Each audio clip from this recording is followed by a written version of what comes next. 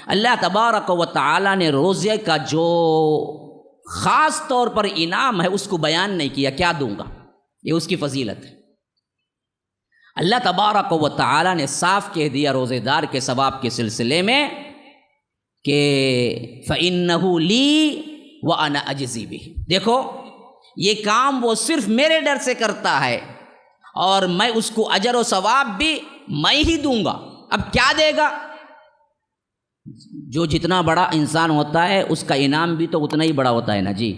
آج جیسے بخیلوں کا انعام نہیں ہوتا، یہ اور بات ہے، لیکن سخیوں کا انعام تو ویسے ہی ہوتا ہے۔ کوئی بڑا آدمی ہوتا ہے تو آپ کیا توقع کریں گے؟ 10 روپیے دے گا، بلینک چیک نہیں دے گا، جاؤ جی کتنا ہونا فل کر لو، خوش ہو گیا گا تو کیا دے گا؟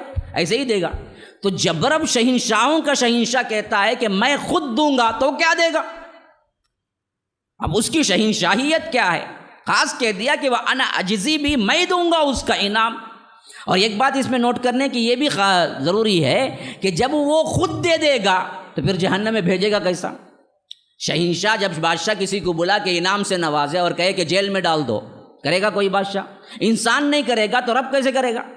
تو یہ بھی اس میں دراصل ایک اشارہ ہے کہ رب خود بلا کے جب دے گا تو پھر اس کے پاس جہنم جانے کا بھی کوئی راستہ نہیں، رب العالمین اسے کیا ہے، سیدھے جنت ہی بھیجے گا۔ اسی طرح کیا ہے، یہ حدیث جو میں نے بیان کی ابھی وہ بخاری کی حدیث ہے، اور اسی طرح دوسری حدیث ہے الصوم لا عید لہ، فرمایا کہ روزے کے برابر کی عبادت کوئی نہیں ہے، روزے جیسی عبادت کی طرح رب کے نزدیک کوئی دوسری عبادت نہیں ہے، اتنا بڑا مقام ہے۔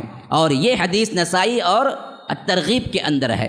اور اسی طرح ایک دوسری حدیث آئی ہے کہ دعوت الصیام لا ترد، فرمایا کہ روزے دار کی دعا کبھی رد نہیں ہوتی۔ روزے کی حالت میں وہ دعا کرتا ہے تو اللہ کا اتنا مقرر بندہ ہوتا ہے کہ وہ دراصل اللہ کے پاس جو پوچھے اللہ تبارک و تعالی اس کو دیتا ہے۔ یہ بیہقی کی روایت بھی ہے، اور سلسلۃ الصحیحہ جو امام البانی کی کتاب ہے اس کے اندر بھی آئی ہے، بالکل صحیح حدیث ہے۔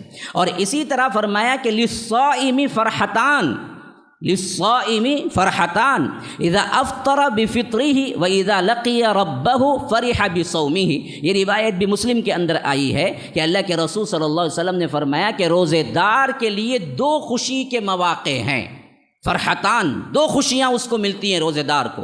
ایک کب؟ جب وہ روزہ کھولتا ہے افطار کے وقت، اللہ تبارک و تعالی اس کی دعا کے قبولیت کا وقت بھی رکھا ہے، اور اس کے حساب سے اسے غذا بھی جو ملتی ہے، اس کی خوشی کا موقع ہی ایک اور ہی۔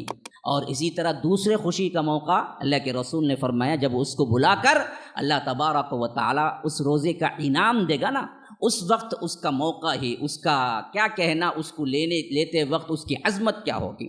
اسی طرح دوسری حدیث میں آیا ہے کہ الصیام یشفع للعبد یوم القیامت یقول ای ربی منعتہ الطعام والشہوات بالنہار فشفعنی فیہ، یہ بھی روایت کیا ہے احمد اور صحیح ترغیب کے اندر آئی ہے، بالکل صحیح روایت ہے کہ فرمایا اللہ کے رسول صلی اللہ علیہ وسلم نے کہ روز قیامت کے دن بندے کے لیے روزہ خود، روزے قیامت کے دن بندے کے لیے روزہ خود ایک ایسی شکل میں آئے گا، کوئی زندہ کوئی چیز ہے، ہستی ہے، وہ اللہ کے آگے سفارش کرے گا۔ کیا بول کے سفارش کرے گا؟ کہے گا کہ اے میرے رب، میں نے اسے کھانے سے، نفسانی خواہشات، بیوی سے ملنے سے روکے رکھا، اس لیے اے اللہ اس کے حق میں سفارش کرتا ہوں، اسے جنت پہنچا۔ یا رب، عبادت خوش شکل میں آ کے گویا کہ کیا ہے، رب سے التجا کر رہی ہے۔ روزہ جو خود اللہ کے لیے رکھا، جب وہ آ کے سفارش کرے تو اللہ اس کی سفارش رد کر دے گا۔ ہاں، تو یہ سفارش کرنے والی عبادت ہے۔ کہاں جھوٹے سفارشوں کے پیچھے پھرتے ہیں، کالے شاہ ولی ہیں کہتے، موسیٰ شاہ قادری ہیں کہتے، ان کے درگاہ کو جانا کہتے، وہاں چکر چاٹنا کہتے، یہاں آؤندے منہ گرنا کہتے، یہاں کیا ہے آپ پاؤں پڑنا کہتے، کیا کہتے انہوں سفارش کریں گے کہتے۔ کون بولے جی؟ حدیث سے ثابت ہے، قرآن میں ہے۔ ارے جو صحیح سفارش ہے اس کے لیے لازم پکڑ لو، روزہ سفارش کرے گا تمہاری، اللہ کے رسول صلی اللہ علیہ وسلم نے گارنٹی دی ہے، تو اس کو پکڑ لو لازم، روزہ کبھی نہ چھوڑو۔ کل کے دن قیامت میں دوسرے گناہوں کی وجہ سے آپ پکڑے گئے نا جی، روزہ آئے گا، کہے گا کہ اے اللہ یہ روزے دار تھا، جس روزے کی وجہ سے وہ کھاتا نہیں تھا دن میں، اس روزے کی وجہ سے شہوت پورا نہیں کرتا تھا، اے اللہ میں سفارش کرتا ہوں اسے جنت بھیج دے۔ اس جیسے اور ایپیسوڈز اور دروس کے لیے MSLI TV آپ کے تعاون کا مستحق ہے۔ اسکرین پر دکھائے گئے نمبرز پر کھل کر تعاون کریں۔ جزاک اللہ احسن الجزا فی الدنیا والآخرہ۔